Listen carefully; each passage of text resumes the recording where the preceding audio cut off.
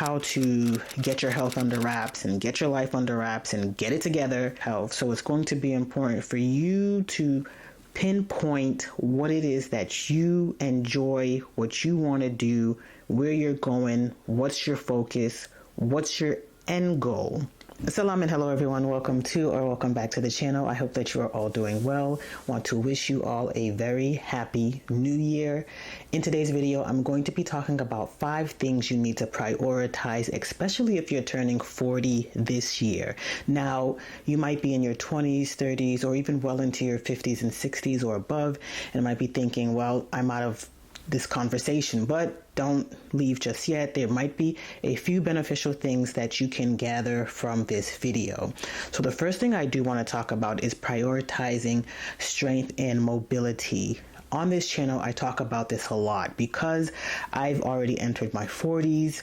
I'm in my mid 40s, and I've noticed that getting into shape at this point, if you haven't already, now is the time. Do not waste or do not wait any longer, especially if you are mobile, you can move around, you have some sort of activity, and you just need maybe a little bit of motivation or direction. Those things are available to you. I'll leave some links down below for you to check out. And the reason you want to do this is a couple of things. Muscle mass is very key for you at this stage of life, as well as flexibility and taking into consideration that our metabolism is starting to slow down. So we want to counteract that by being proactive. And so with muscle mass, we know that women lose approximately 3 to 8% of muscle mass per decade of life after the age of 30 years old. Now, that rate increases after 50. So strength training and building your muscle and maintaining muscle and making sure you're eating the right amount of protein for your weight and for your needs is going to be very crucial. The Journal of Cachexia, Sarcopenia, and Muscle Mass also talk about these things in detail, which I will leave for you below. Now, the way in which you can do this is you're going to try to incorporate strength training, you're going to incorporate exercising, you're going to incorporate several times a week, you're going to incorporate these things. I've been strength training seriously since January of 2024. I've come a long way, but there's still more to do. But that's just to say that it's possible to start now, and you can start now, and you should start now. Now is a good time because as you're entering your 40s, you're setting yourself up for your later years, entering your 50s and 60s, when we know that we slow down a little bit, and that's life. It's life. We're slowing down. Our metabolism is slowing down. We may not be as agile. So building up that, that stock of inventory, of health inventory, is going to do you very good down the line. So I want you to keep that in mind. Is prioritize your strength and mobility several times a week, strength training, flexibility, stretching, doing hip flexor routines, and all of that is very good for you. I'll leave a couple of links to some of the strength exercises that I've been doing throughout the year, lower body exercises, upper body exercises, trying to work on my core, which is very good for, I know many of you women who might have struggled with maintaining a strong core, because the core is very essential for us. It helps us with not only our stamina, but also helps us if we have back pain, helps us just overall. Our core is very important. So that's something that I want you to keep in mind. The second thing I want you to keep in mind is we need to start to master our sleep hygiene. Many people say this over and over and over, not only sleep specialists, but just regular non-sleep specialists like you and I. Getting sleep is important. 7 to 9 hours a day. We hear it all the time. But when we talk about sleep hygiene, there are a couple of things that go into mastering sleep hygiene. Number one, let's talk about what we're doing right before we sleep. Are we watching television? Are we on our screens, our computers, our phones, our tablets? Are we ruminating too much? Are we eating heavy meals right before we go to sleep? Are we drinking too much water or liquids right before we go to sleep?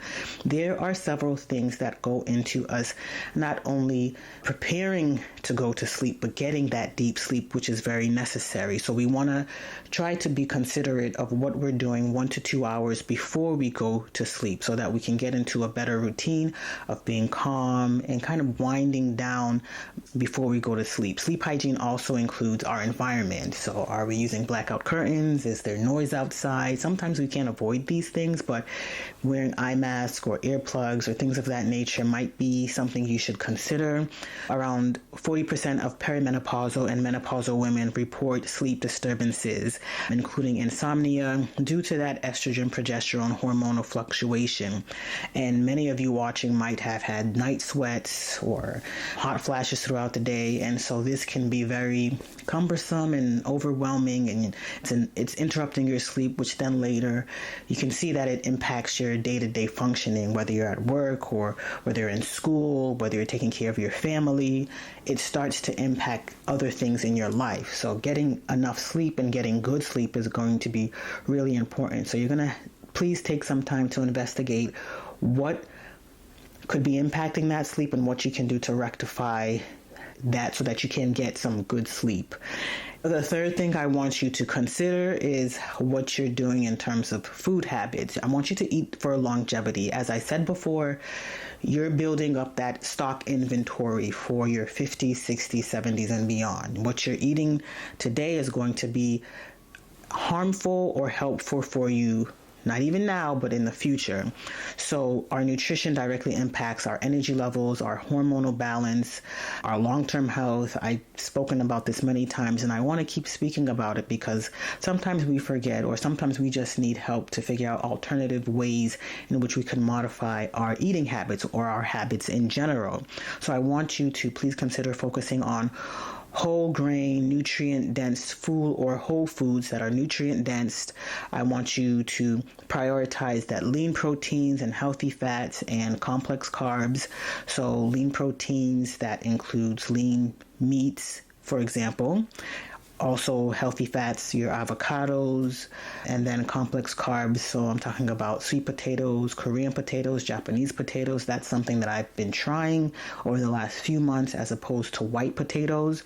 So please investigate what are some of the things you might like to eat. And I will actually be talking about some complex carbs that you can swap out for yourself. And also try to limit eating processed foods. Now, sometimes when we try to do a complete overall haul of our food, we make big changes too quick and we become frustrated. I would suggest you keep it simple and start to incorporate one thing that you know is going to be a staple, maybe every couple of days or every week in your food arsenal. I know there are food shortages, there are food deserts that some of you might live in, but consider a few foods that might be, you can stock up, like those Korean sweet potatoes or those Japanese sweet potatoes that you can stock up on, that you can eat instead of white rice or brown rice. Some of you can't even tolerate brown rice. It might cause you indigestion, or you might be bloated after you eat it, or you might know that it spikes your glucose levels. So I want you to consider slowly introducing foods that are nutrient packed and dense, that can keep you full, but that can help you with sustaining hunger pains and incorporating anti-inflammatory food into your diet, keeping you full, and as I mentioned before, the energy levels and the hormone balance. So that also includes, in addition to those complex carbs and limiting ultra processed foods, you can think about your leafy green vegetables, a few nuts if you're not allergic, and as well as omega-3 fish. So salmon is a good one. I think Braziano, I hope I'm pronouncing it right, is a good one. Bass are some of the things. I know sardines are good, but they might you should be careful for the lead as well as mackerel. So just do some investigation. I'll leave a link because I have talked about this before on this channel of which foods have high lead content.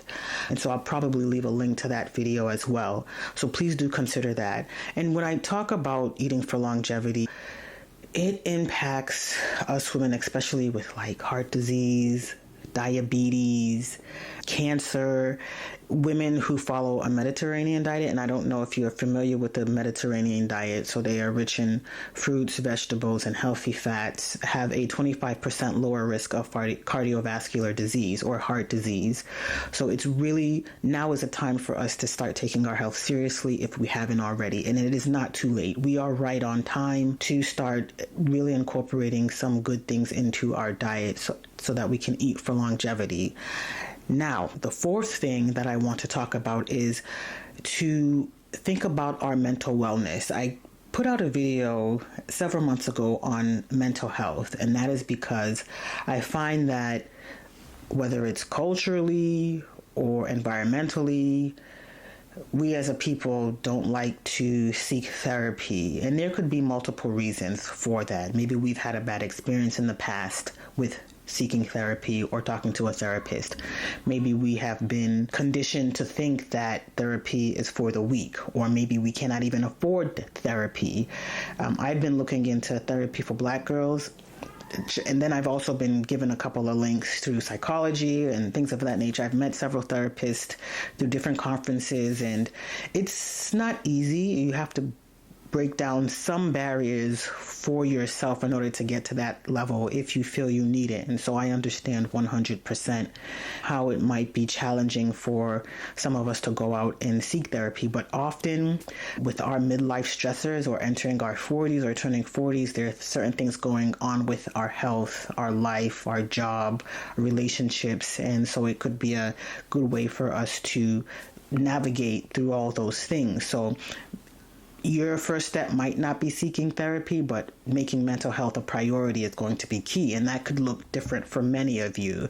So I would say journaling is a good thing, but also being mindful of who you're around and who you're talking to and what you're discussing with people. I think at this stage of life, many of us are like, and even every stage of life, some of us realize sooner or later to keep shut and stop talking about our plans and just continue to work on things.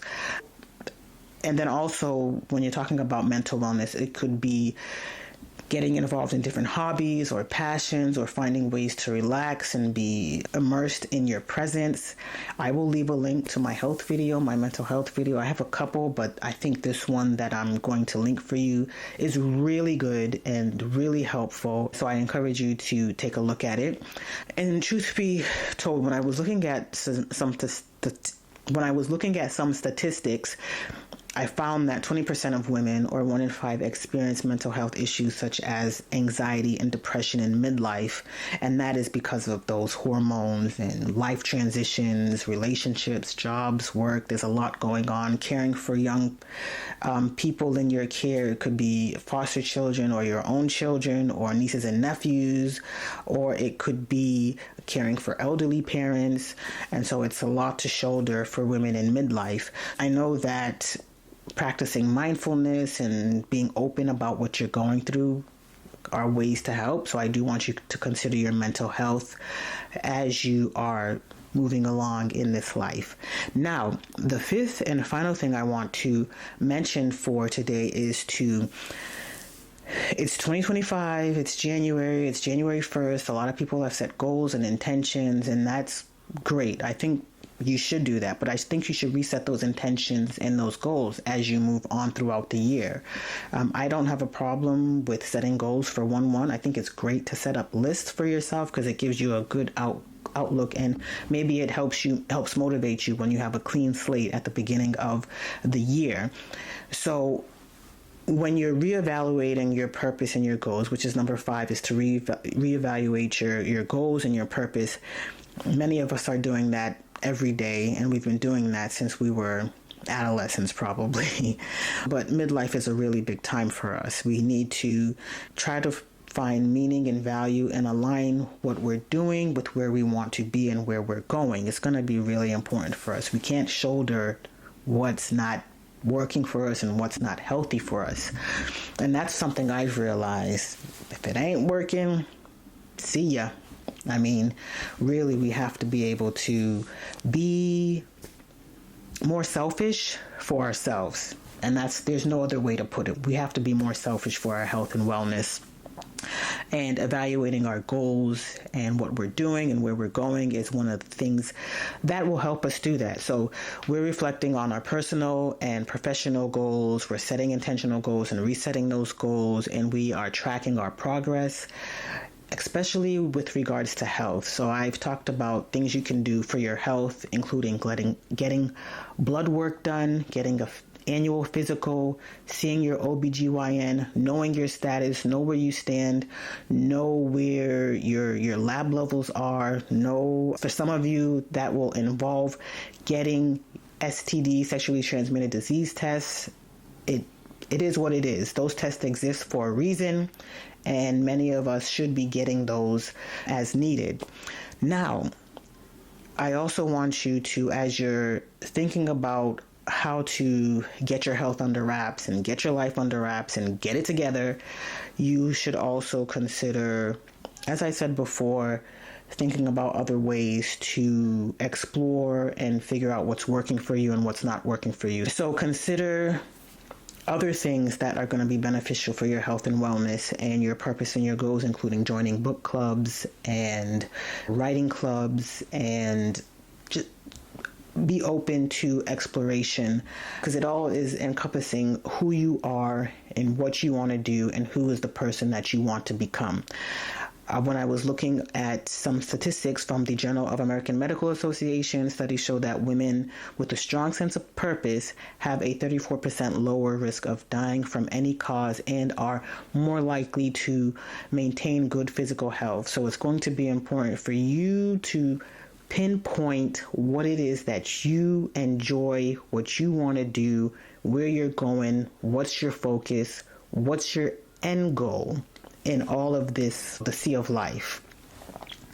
So do consider that as you are starting out the year, as you're trying to figure out your life, even if you've already figured it out, share that with somebody. Give somebody a few words of wisdom if they're a little confused and they need some help trying to figure things out for themselves, because we're all just, some of us are doing it day to day and some of us are really coasting at this point. So I do encourage you to look at all of the links that I provided.